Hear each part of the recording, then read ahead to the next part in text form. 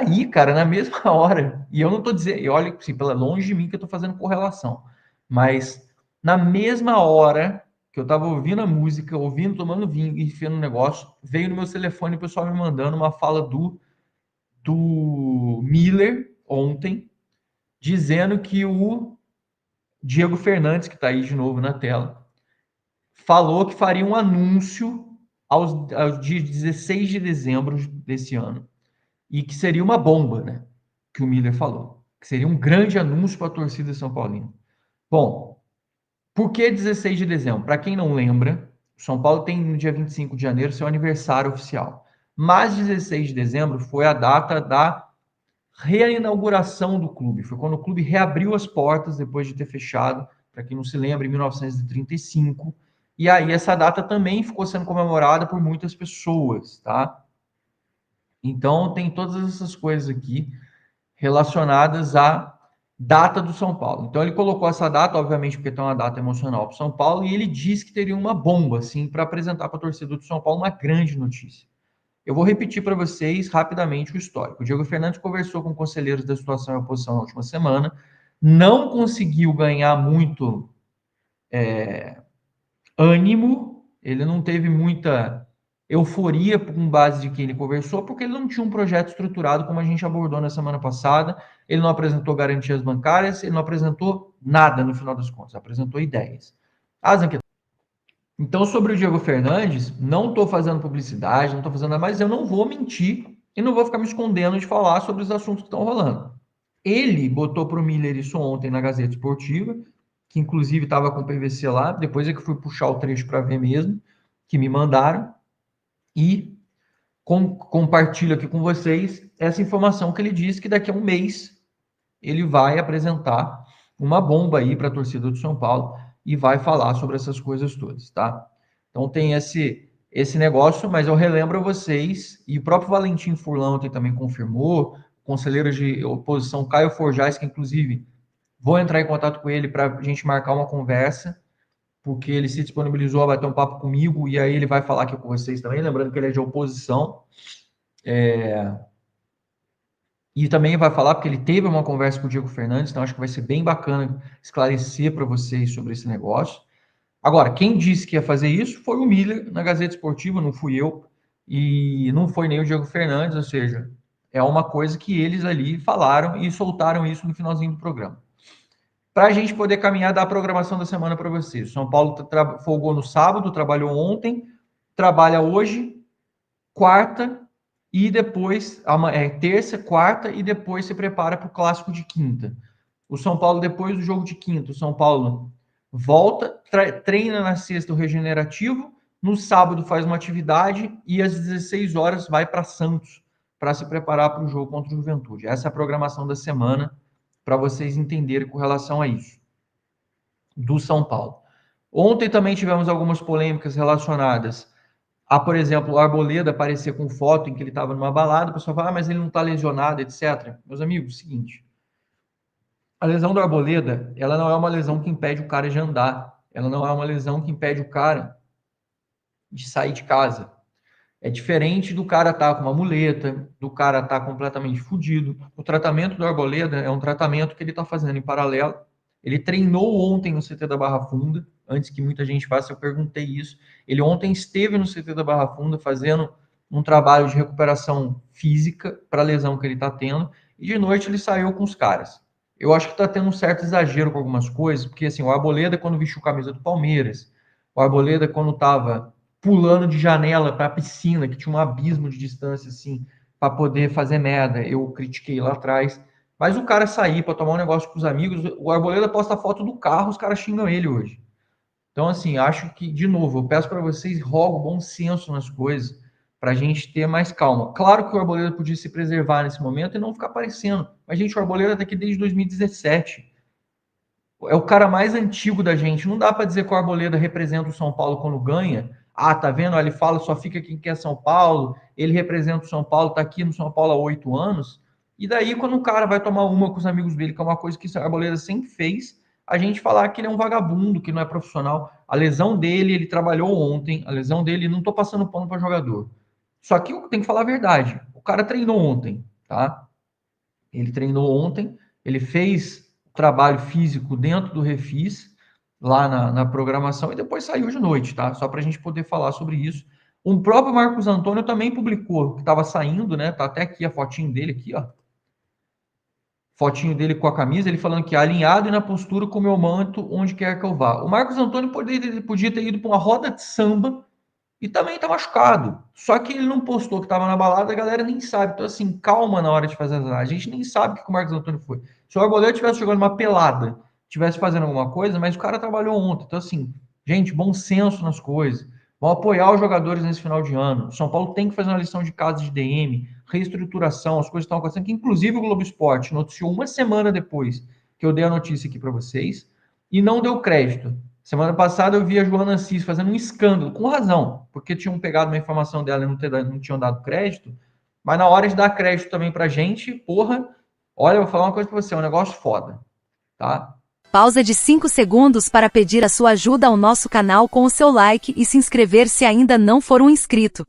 Eu vou passar algumas imagens para vocês de tudo que está acontecendo e aí eu já falo das novidades envolvendo o Diego Fernandes e tudo que está acontecendo. Então vamos por partes porque tem muita coisa para mostrar para vocês. Deixa eu colocar aqui, ó. Tá aqui, já tô na tela, eu estou na página oficial do Instagram do Diego Fernandes e para uma postagem que aconteceu há 50 semanas, dá aproximadamente um ano. Um ano, e aqui vocês vão ver, curtido pelo Júlio Casares, né? Até aqui normal, tudo normal. E o que acontece? Olha lá o Diego Fernandes, o que ele fala na postagem, já vou liberar o vídeo, vocês vão ver as imagens comigo aqui. Celebrando nossa parceria com a Câmara Espanhola de Comércio. Participamos ontem do jantar anual que marca os 100 anos de atuação da Telefônica, gigante multinacional espanhola, refletindo a importância do mercado espanhol na estratégia de expansão dos nossos negócios. A Espanha é o segundo maior investidor do Brasil, com um impacto significativo nos setores de energia, telecomunicações, bancos e seguros. Reunimos parceiros e amigos em uma noite para estreitar relações e fomentar negócios bilaterais. Vocês vão falar, Tidico, e daí? O que isso tem a ver? Eu já vou mostrar para vocês. Aqui tem, né, jantar da Câmara Espanhola e tem o logo da empresa do Diego Fernandes, a 08 Partners aqui, né? Vamos lá. Vocês vão acompanhar comigo aqui. Até aqui tudo bem, tá no evento, né? Promovendo o evento. Olha lá. Brasil e Espanha, olha aí. E aí? O que vocês me dizem disso aqui? Porque estavam em um mesmo evento juntos, só que da forma como as coisas estão acontecendo e da forma como estão nos passando os acontecimentos, eu tinha a ideia, a impressão de que o Diego Fernandes nunca tinha tido ou não teria grandes relações ou grandes interações com o Júlio Casares. Então tá aqui, ó. Há aproximadamente um ano, não faz muito tempo, nós vimos várias viagens curiosas, né, do Júlio Casares que deixou a gente na dúvida em relação ao que ele tá fazendo. Ele tá procurando investidor, o que ele tá fazendo, com quem ele tá falando. Algumas vezes que ele foi pra Inglaterra, se eu não me engano, a gente ficou, o que o Casares tá fazendo? O que será que ele tá planejando pro São Paulo? E a gente encontra agora, depois de toda essa conversa com o Diego Fernandes, a gente encontra o Júlio Casares aqui. E olha aí, ó. Aí, ó, ele junto com o Diego Fernandes, ó, fazendo lobby e interações. Aqui, eu vejo, nessas imagens, eu vejo o Diego Fernandes muito próximo do Casares. Meio que o Diego Fernandes apresentando o Júlio Casares nessa conferência, nesse evento, nesse jantar aqui de evento. Aí, ó. Todo mundo se divertindo, fazendo lobby e tal, mas o Júlio Casares estava lá com o Diego Fernandes.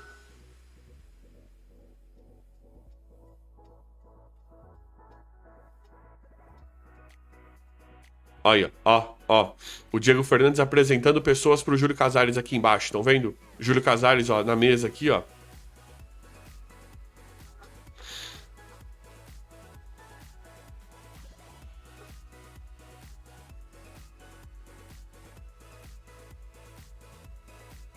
Aparentemente um evento muito bacana, né? Um evento muito legal.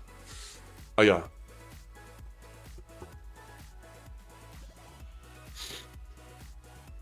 Olha aí, tá vendo, ó? Aqui parece que eles são do mesmo, né? Aqui essa imagem, ela me mostra uma relação muito estreita, talvez, do Júlio Casares com o Diego Fernandes. Eu vejo o Diego Fernandes nas interações ali, mais profissional, né? Mais contido acho que com os espanhóis ali no caso, né? Com as pessoas do evento. Com o Júlio Casares a gente já vê ele mais descontraído, muito mais em casa, né? Acho que aqui eles já... Eu vejo relações, o Casares muito bem confortável. Aqui de forma informal, talvez. Aí ó, brincando, ó, tá vendo, ó?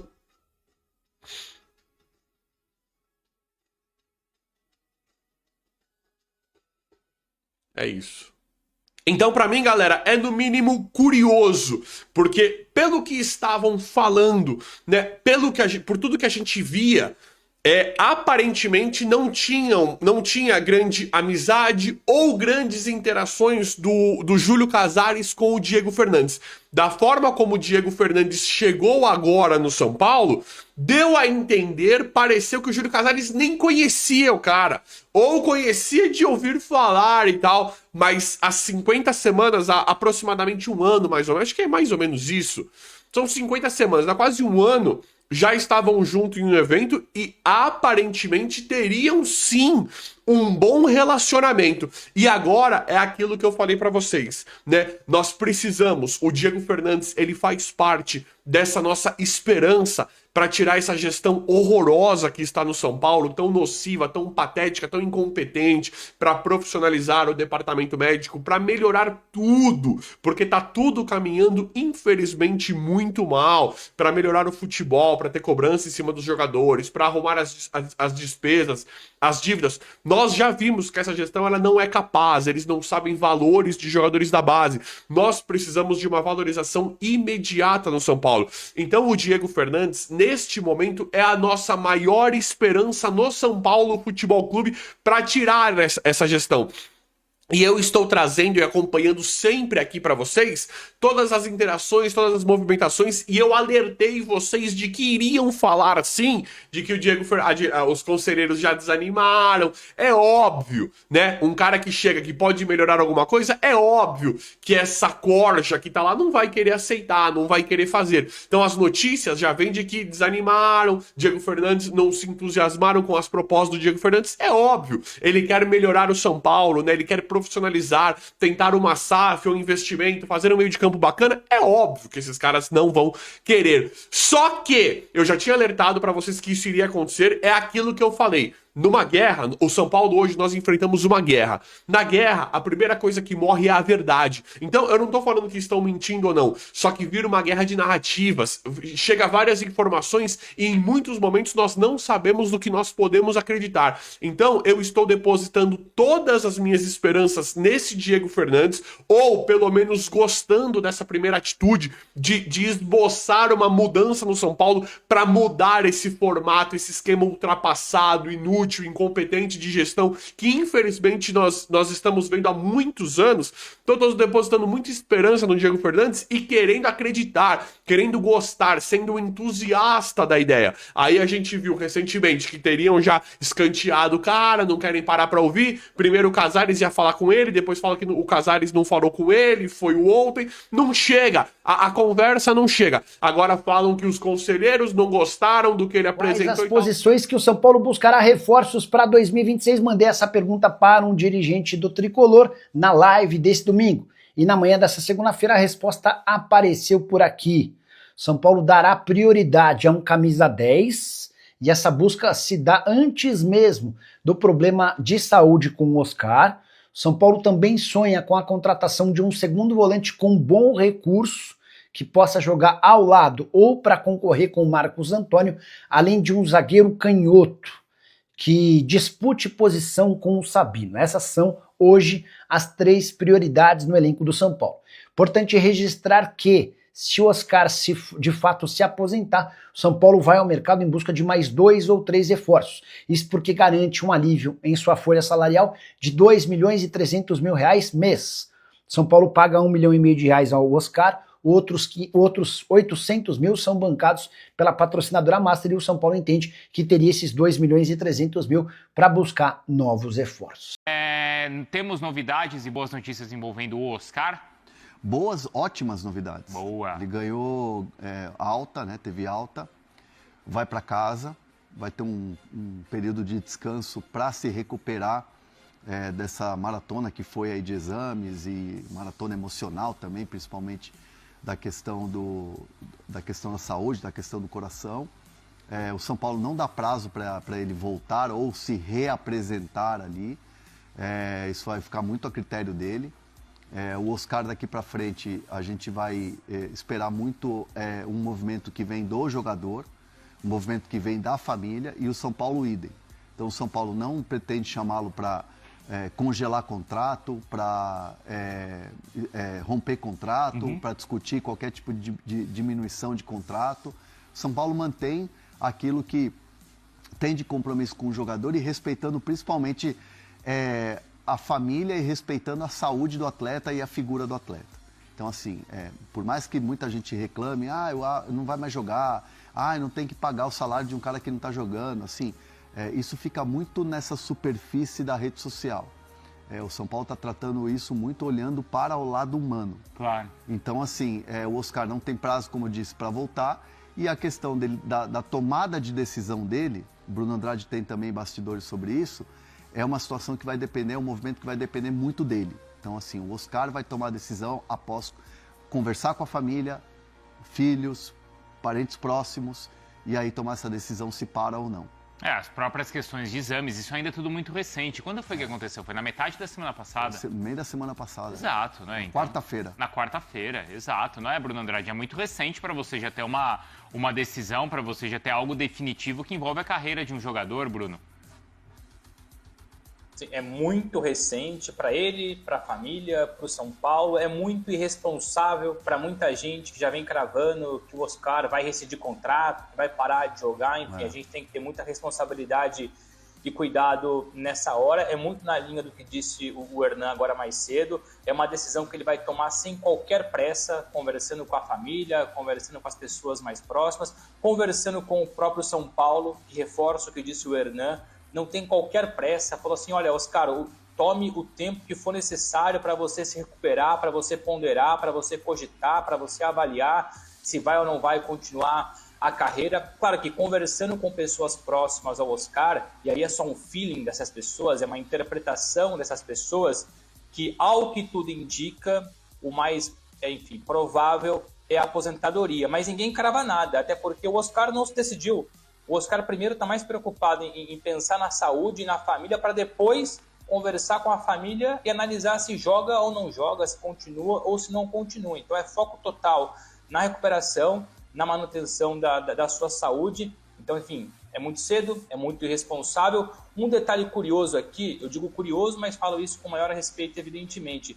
Conversando ontem com uma pessoa muito próxima ao Oscar, para tentar, enfim, analisar um pouco mais o futuro, o presente, ele me deu aqui um detalhe que para mim é significativo. Claro que todo mundo tem muitos detalhes do dia, do fatídico dia em que o Oscar desmaiou e foi para o hospital, etc. O que me disseram, depois não sei se o Hernan consegue completar com algo mais, ou você também, Bruno, que ele ficou 50 segundos sem pulso. Cara. Ou seja, é um número significativo, é um detalhe significativo, uma pessoa muito próxima ao Oscar, enfim, os médicos depois repassaram para o Oscar que logo depois do desmaio, ele ficou cerca de 50 segundos sem pulso, que um dos médicos do Einstein, que estavam ali acompanhando aquele processo de, enfim, análise clínica, análise do coração, etc., na hora percebeu que era sério e já começaram ali todo o tratamento, toda a recuperação, que foi fundamental para o diagnóstico quase que momentâneo. Então é isso, claro que o médico do São Paulo, os médicos do São Paulo foram importantes, mas sobretudo os médicos do Einstein, porque felizmente para o Oscar aconteceu no momento em que tinha muito resguardo médico, resguardo clínico naquele momento. Quase 1 minuto, Hernan. Isso foi um pouco assustador no sentido de quem estava lá e presenciou isso, né? Não só funcionários do São Paulo, mas também funcionários do próprio Einstein, que estavam ali trabalhando junto com esses médicos, se assustaram muito, porque foi uma cena muito forte.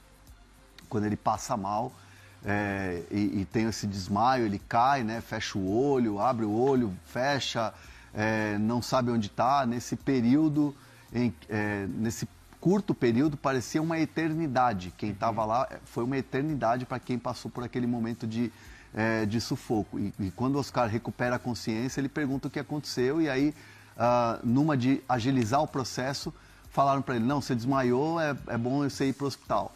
Então, porque se você explicasse ali na hora tudo que estava acontecendo, isso poderia ser pior, agravar a situação, assustar ainda mais o jogador. Então, aí partiu para a ambulância e foi embora para o hospital. Você acha que essa decisão deve acontecer depois do campeonato brasileiro? Bom, isso passa pelo jogador, né? O Oscar não está olhando o calendário da competição para decidir.